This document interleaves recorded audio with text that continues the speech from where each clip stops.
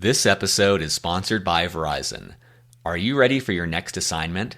As a leading communications technology company, Verizon is always looking for experienced leaders to step forward and help us stay competitive in the global marketplace. More than 10,000 veterans contribute their skills across our entire business. We're proud to work alongside them each day and fortunate to benefit from their outstanding skills, discipline, and experience. To learn more about joining our team, check out verizon.com/military. Welcome back to Beyond the Uniform. I'm Justin Asiri, and my goal is to help members of the military and their families thrive in their civilian career. Today's episode number 321 about emotional intelligence with Kerri Meyer. One of the things that I want folks to know is this is worth the investment. It's worth the investment in you because there's not, I don't believe, an area of your life that won't be positively impacted by learning about emotional intelligence and how you can incorporate it into every aspect of your life. I have seen relationships, marriages, relationships between children and parents made better by it. I've seen work relationships made better by it. I've seen dysfunctional teams become functional as a result of doing this type of work. And some of it can be challenging, but at the end of the day, it's worth it.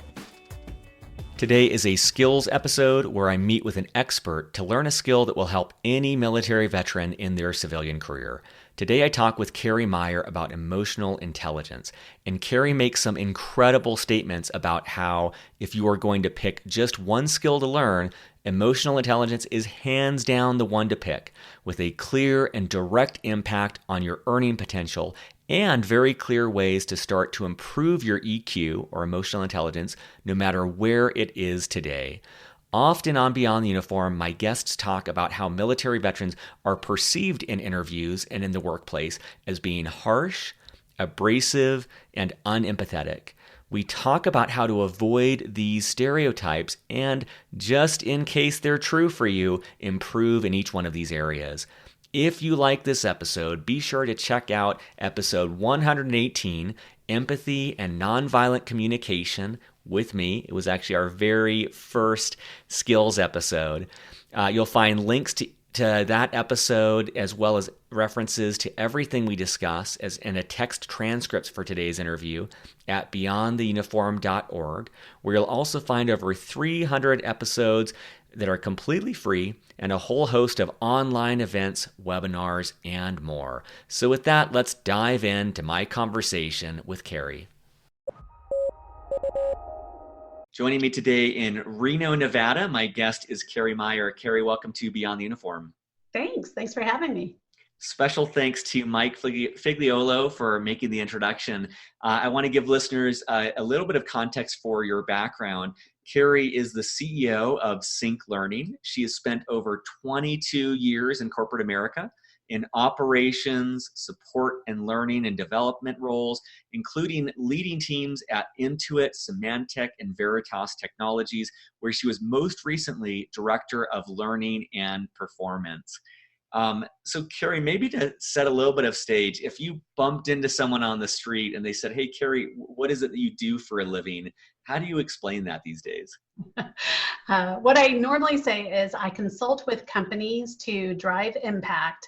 And I do that through things like leadership development, coaching, facilitation, training, process improvement, that type of thing. And generally speaking, what people recognize is that we're able to reduce employee turnover, reduce costs, improve productivity and processes, and ultimately happier employees. As you've worked with different companies, like what are some of the things that often shift that make people happier or make people stay at a company longer? I'm sure it varies very much by company, but are there any trends you've seen? Most recently, what I've seen is just the ability to have freedom and flexibility with work. And that's different for everyone, right? So for me personally, that has shifted as my family has changed, as my socioeconomic status has changed, as my location has changed. And I think that's true of a lot of people. You know, you need different things at different stages of life. And companies that are doing it really well are able to recognize that that is different for every individual employee and be able to flex for them. And so that might look like, working sometimes from home or being able to have an iPad in addition to a cell phone. It really does look different for everybody. But I've seen that be one of the biggest shifts in the last 5 years, I would say. It's interesting because I imagine it's like I have this image that years and years ago it was more one size fits all for employees, but it seems like some companies are learning to adapt to realize people are very unique and have different desires and finding ways to meet each of those people in a way that makes them happy and fulfilled at work. Yeah, absolutely. I think, most people wake up in the morning and they want to do a great job. And our job as leaders is to create the conditions for them to be able to do that best work of their lives. And that environment is going to look different for everyone. I may not be able to any longer be in an office from 9 to 5, but there was a time in my life where I desired that structure. And so that's unique to everyone. One question that came up, I'm not sure if this relates to your work, but I'm aware as you're saying that, I think, first of all, 100%, it's like interesting for me to think how my desires of work have shifted in different, 3 to 5 year increments. Mm-hmm. And I'm also aware a lot of our audience is on active duty. All they know is active duty military. And whether or not they realize it, my guess is that at least some of them don't really know what they want. Like they don't know, would they rather have a remote working job or an in-person one and things like that. Have you come across any way for people to get more clarity around either values or things that are important to them to consider for a work environment? That's an interesting question. I'm not aware of any one particular tool other than there are a variety of personal assessments you can take regarding your own personal values and how that might translate to the type of career you choose. What comes to mind in that respect is things like strength finders or some value-based assessments. If you just even Google value-based assessments, you'll find quite a few. I think one of the things that I ask actually when I hire people is describe to me the conditions under which you do your best work. What does that look like? What does it feel like? And really get them to try to tap into almost the emotional state of where are they happiest and where are they most creative? Where are they most productive? If you think about all of those things that make you a great, whether it be soldier or parent or partner, there's generally some adjectives that you would use to be able to describe those. And then you're starting to go down the path of where you do your best work. And I think matching that up to the best work environment would be appropriate. I love that question too. Describe the conditions under which you do your best work, and just thinking through, because I would even think through on when I was on submarines, like the projects that I really enjoyed, and looking back, I can see how that influences the work I do now. And so I think that's a nice shortcut in there. Part of the work that you do is, I'm guessing, is supported by this thought of emotional intelligence. I'm wondering, first, just for listeners, like what role does that play in the work that you do? And then also, what is your sense of what emotional intelligence is? Yeah, so let me start with just kind of a brief definition. The way I think about emotional intelligence is it's our ability to recognize and understand our own emotions, but then also the emotions of others. So you may be really good at understanding your own, but maybe not others, or vice versa. And then you have to be able to use that information to manage your behavior and the relationships between you and others. And so it's that overall, all-encompassing area in which emotional intelligence is defined. I think a lot of times people get IQ and EQ a little bit confused. So EQ is another way of describing, it's just a shortened version for emotional intelligence. And the thing is, it doesn't matter how smart you are, your IQ, you can be really, really smart and have low EQ. low emotional intelligence. And whereas IQ is a little bit fixed, there's been lots of studies to say that you don't really increase your IQ by too many points over time. EQ is really flexible. Anybody can increase their emotional intelligence. And it really is something that is worth investing in. And there's a lot of data and studies to show why that's important. And when you meet with people, or if you were meeting with a group and someone was like, well, why should I even care about that? I care about my IQ. I'm going to drink my MCT oil and do whatever I can to support that. But why do I care about emotional intelligence? Why should listeners care about this? Yeah. So there is a study that shows that only 36% of people that are tested are able to accurately identify their emotions as they happen. So if I'm feeling anger, or I'm feeling suspicion or anxiety, only 1/3 of the population is able to correctly identify that in the moment. That means 2/3 of us are walking around being controlled by our emotions. And so being able to spot what those emotions are in the moment and be able to use them to our benefit and to help build relationships is critically important. But even if that was just let's just say that was enough, there's actually other evidence to suggest that 58% of performance in all types of jobs is completely tied to emotional intelligence. So emotional intelligence is predictive of success on the job and is the single most biggest predictor of performance. The other thing that they found is that 90% of people who are high performers across evaluations have high emotional intelligence, but only 20% of low performers have high emotional intelligence. So you start to see that disparity. And then finally, the biggest thing for, I think, me at some point in my career was to make more money. I was a single mom for a while, and I tell you, that's what was motivating to me. And what I found in studies is that people with high emotional intelligence actually make more money. On average, $29,000 more per year. And so it starts to, ring true that, gosh, this might be a good investment to figure out how I can raise those EQ points. They found that every time you raise one EQ point, it equates to $1,300 in annual salary. That's a lot. So it holds true across all industries, levels, and regions of the world. So I think it's worth considering.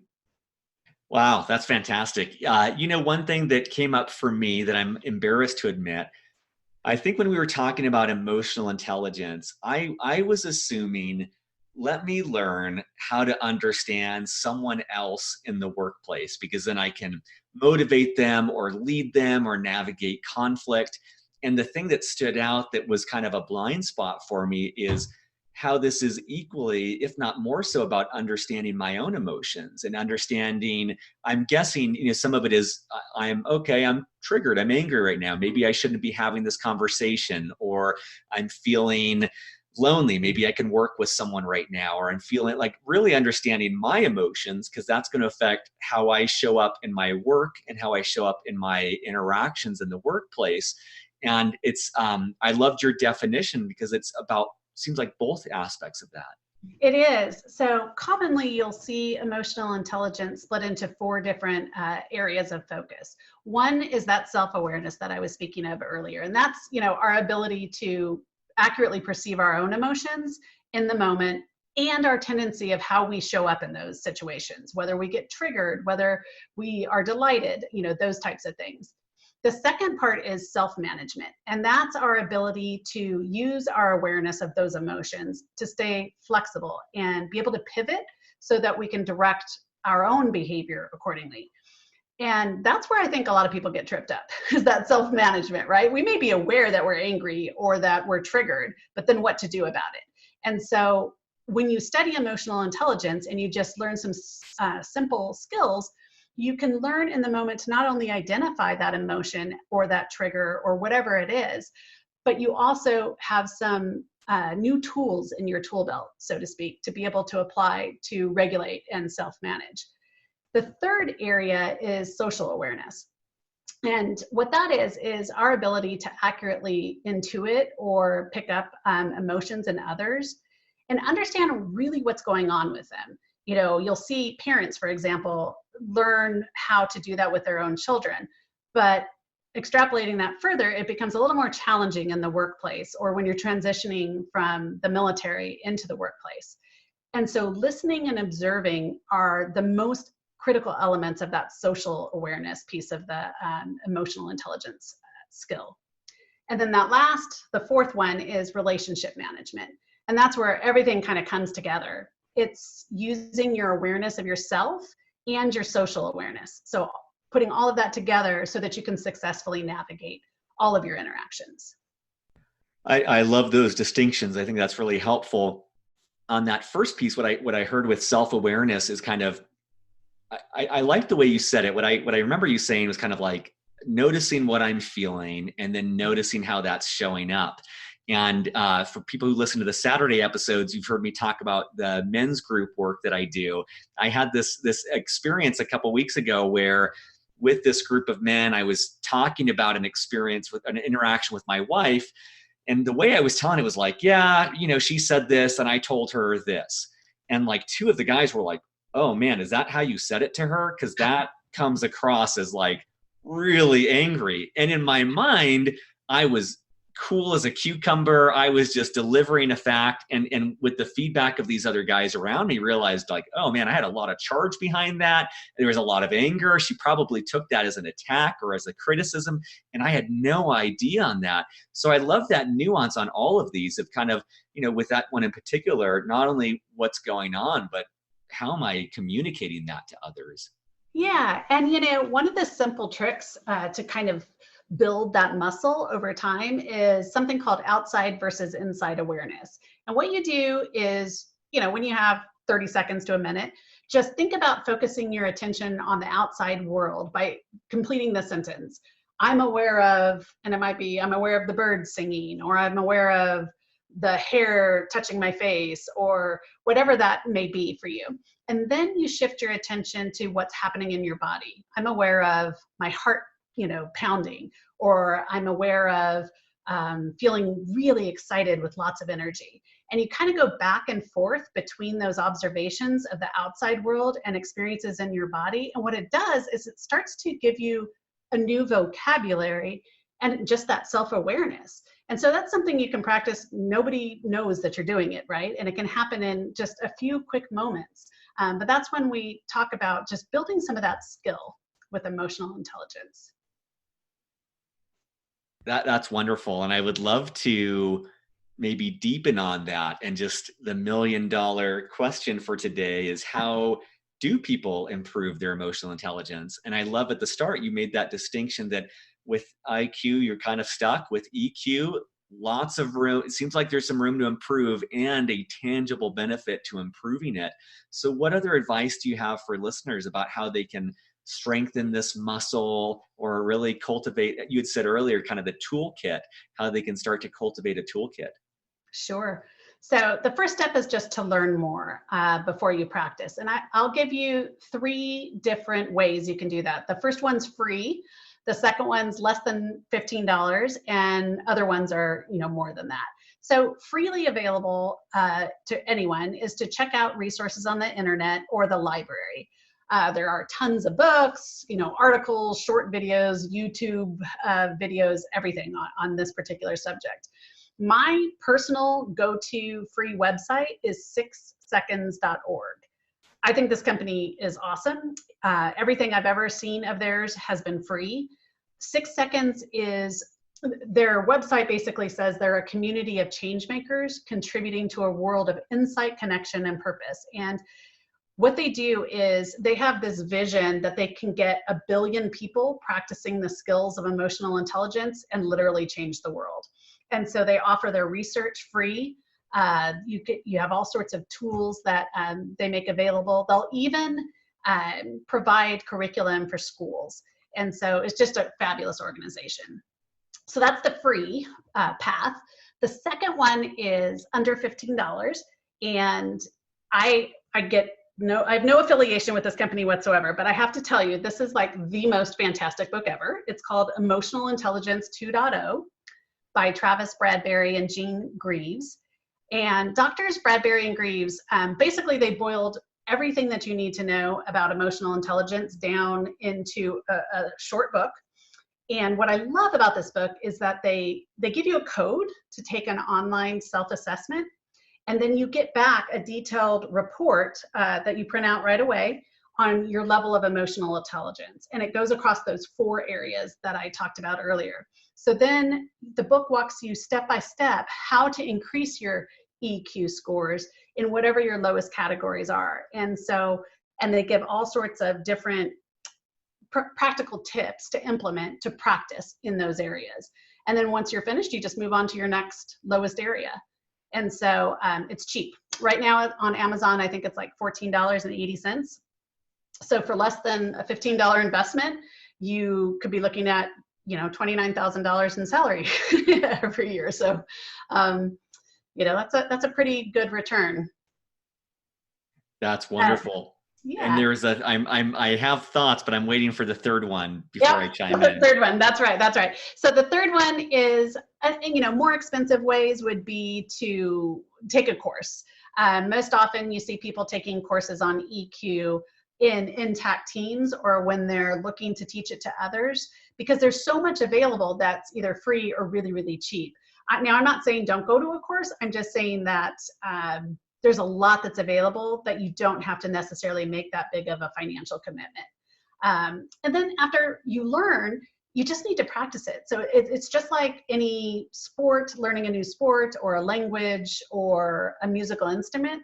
You're going to get better and better with practice. So it's just building that muscle.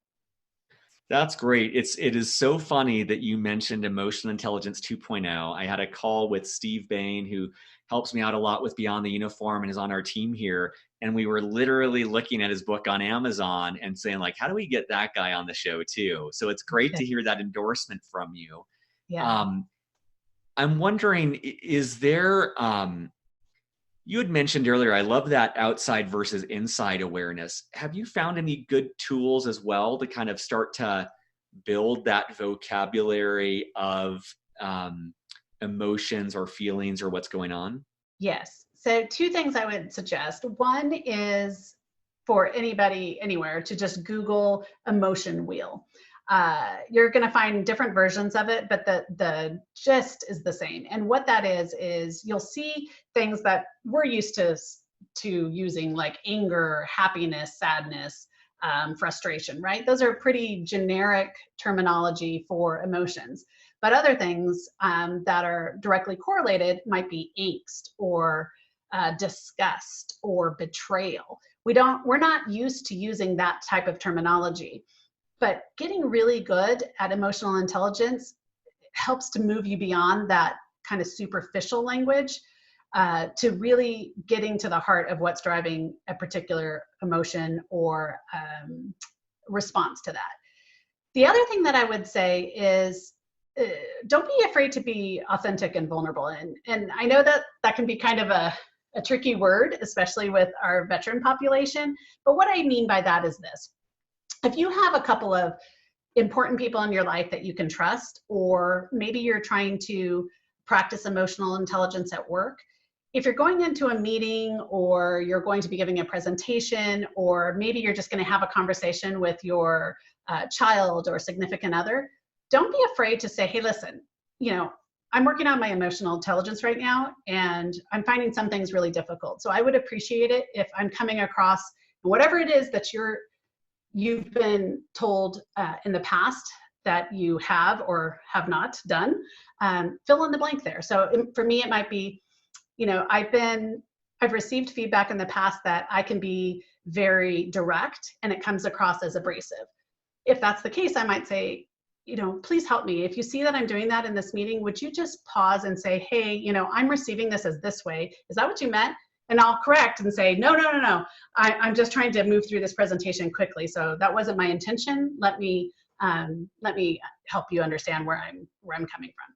So giving people permission to help you on that EQ journey is just as important as the work that you're doing. That's wonderful. I love on that second piece. It's like a calibration.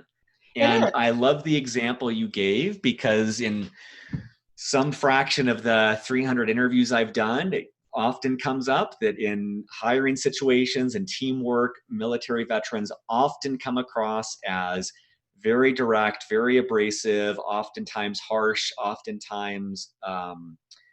intimidating. And my guess is, or at least what the guests on the show have shared, is they are very rarely conscious that that is their impact. And so I love that, like the way you said that, even giving people permission to help you recalibrate. Oh, okay, this is what it looks like when I'm being abrasive. Might not feel like that to you, might not, so it's kind of using others that you trust. And I like that you said that vulnerability piece, being vulnerable with them and helping them improve. And I think for listeners who have done any sort of physical exercise, it's like making sure your form is correct on squats. Like, yes, you can use a mirror, you can kind of videotape yourself, but how much more helpful is it if you have a coach or someone watching you to make sure you're doing things right? And you may feel like you're perfectly upright, you might be bent all over the place. So I think that's a great distinction that you gave there. And I also love your thought on the emotion wheel. I'll look that up and add it in the show notes for listeners at beyondtheuniform.org. I know years ago I did this training called nonviolent communication, and after that I carried around in my wallet for years a little card that exactly had that, and it was deepening the palette of emotions. And it's like, for me at least, it was like, okay, anger, maybe sadness and joy were the three. And like you said, you start to build up a distinction of like, oh, this maybe isn't actually sadness. This is loneliness. Okay, this is what loneliness feels like. And you can start to develop I heard someone say the other day, I loved it. It was like, what makes experts is their number of distinctions. Like an expert sommelier, like I know like red wine and white wine, right? An expert sommelier has these like incredible distinctions where they know the region and the year and all of these things, and that's what makes them an expert. Yeah. And the thought of developing that expertise around emotion is having those distinctions. And I love the ones you gave, like disgust and betrayal. Like how many people could really pinpoint that and say like, this is what's going on? But if you have that precision, you can start to investigate it. Like, what am I disgusted about? Oh, I'm feeling betrayal. What's going on in this work environment that I feel betrayed, or in this relationship, so I can address that. And that precision can allow you to resolve the source of that a lot faster. Absolutely. Yeah. What about one of the questions I had, I know we've kind of covered this a little bit, but it was that veterans are often stereotyped as being harsh or having a low EQ. And regardless of whether or not that's true, it seems like that's a perception a hiring manager is going to have. And I'm wondering, in addition to actually developing a higher EQ, is there any advice you'd give to listeners about how to maybe counterbalance that, or how to make sure they're addressing that so they're not perceived in that way? Yeah. A couple of things come to mind for that. One is, a lot of different populations have something that comes across that way, right? So I'll just use myself as an example. As a woman in business, I've gotten feedback in the past of, you're coming across aggressive or too assertive. What does too assertive look like?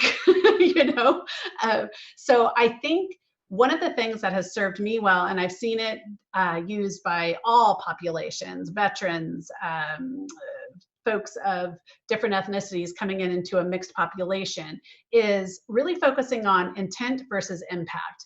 And what happens is this: I may have an intention of showing up as being open to everyone's perspectives and sharing my own perspectives and creating an environment where all voices are heard. But the questions I may be asking or the comments I'm making are having an opposite impact. And so you've got intent and you've got impact. And that divide can be pretty wide for a while. The thing that closes those up and helps them to be like this is communication. So going back to that example of just saying, hey, my intention is to have this be an open communication, to have us both hear, have our voices heard and understood. My intention is to move to this particular area in the process, whatever that intention is.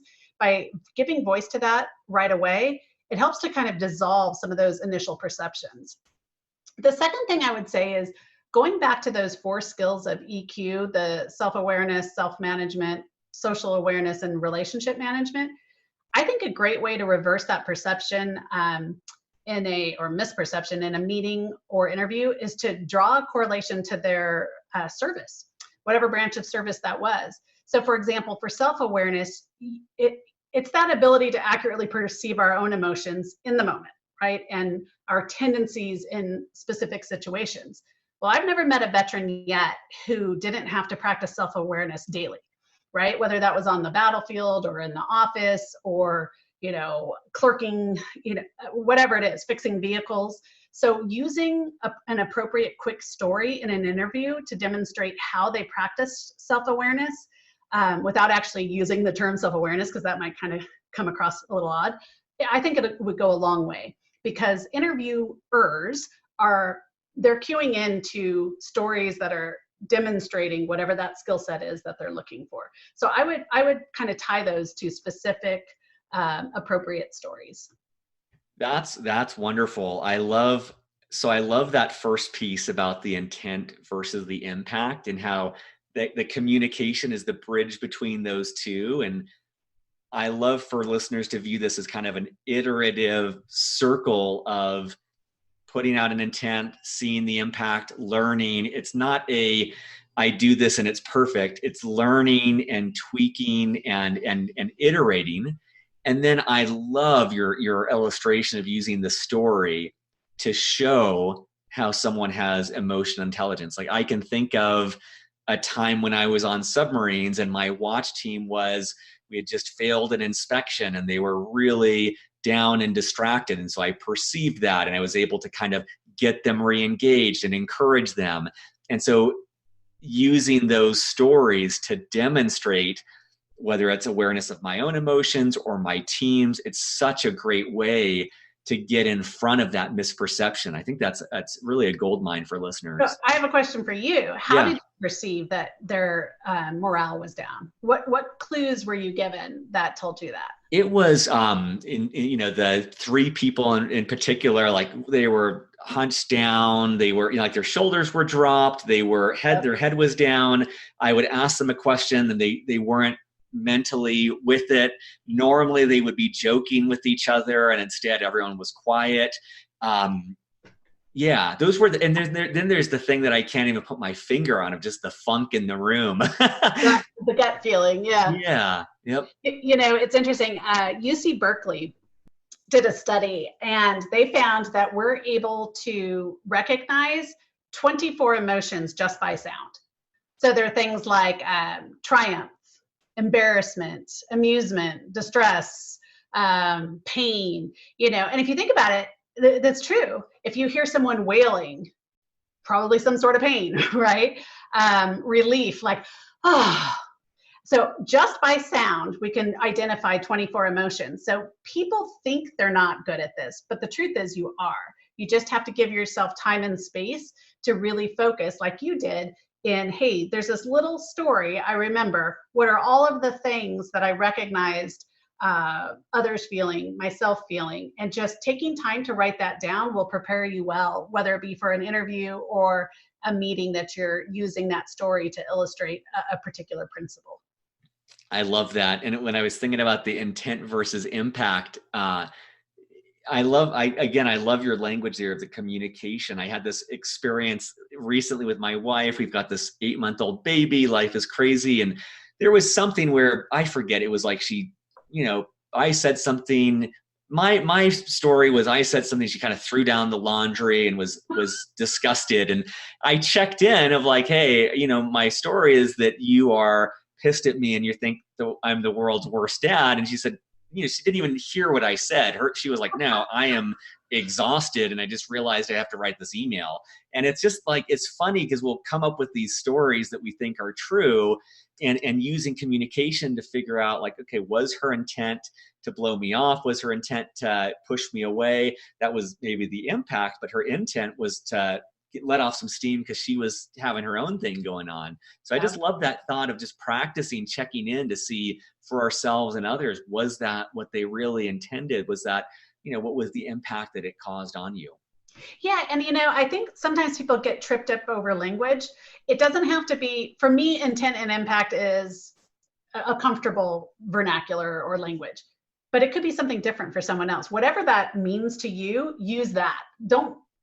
So practicing authenticity means using your own language to describe whatever it is you've just learned, right? Mm-hmm. So if that intention, I'm trying to think of a synonym for intention. My idea was to do this, but I see that you felt this. That's fine too. Mm-hmm. Just make it your own. That's wonderful. Well, I always like to leave the last question open-ended, and that you can take in two ways. Either, is there anything we didn't get to that you want to make sure listeners know, or is there just anything you'd like to reiterate before we wrap up? Yeah, I think one of the things that I want folks to know is this is worth the investment. It's worth the investment in you because there's not, I don't believe, an area of your life that won't be positively impacted by learning about emotional intelligence and how you can incorporate it into every aspect of your life. I have seen relationships, marriages, relationships between children and parents made better by it. I've seen work relationships made better by it. I've seen dysfunctional teams become functional as a result of doing this type of work. And some of it can be challenging, but at the end of the day, it's worth it. Whatever that motivation is for you, whether it's to repair a broken relationship or to fix a challenged team or to earn more money, this really can make a huge difference. That's great. And I think the numbers you gave at the start are so powerful for that. But it is compelling when you say that. It's like I'm hard pressed to think of one tangible skill that I could learn that could directly impact earning potential, quality of relationship with my family, quality of relationship with my friends, and even quality of relationship with myself and just self-compassion and understanding. Yeah. And when you look at bang for the buck, this is one skill set that really justifies a deeper dive. And so I appreciate your saying that, because it, for listeners, I know we always have show notes, we always have resources. Yeah. For $15, buying Emotional Intelligence 2.0 or get the audiobook for free on our site, like either one of those, $15 for $29,000 a year in revenue, it's a pretty good return on investment. And there's all these aspects of your life it could impact as well. Yeah, absolutely. Yeah, I can't think of a single reason why someone wouldn't want to do it. And, if $15 is too much for folks, there's free stuff everywhere. Yep. I love it. Well, Kerri, thank you for your time today. Thank you for sharing your experience with us. And I appreciate your advice on all of this. You bet. It was my pleasure. Thanks so much for having me. Surface.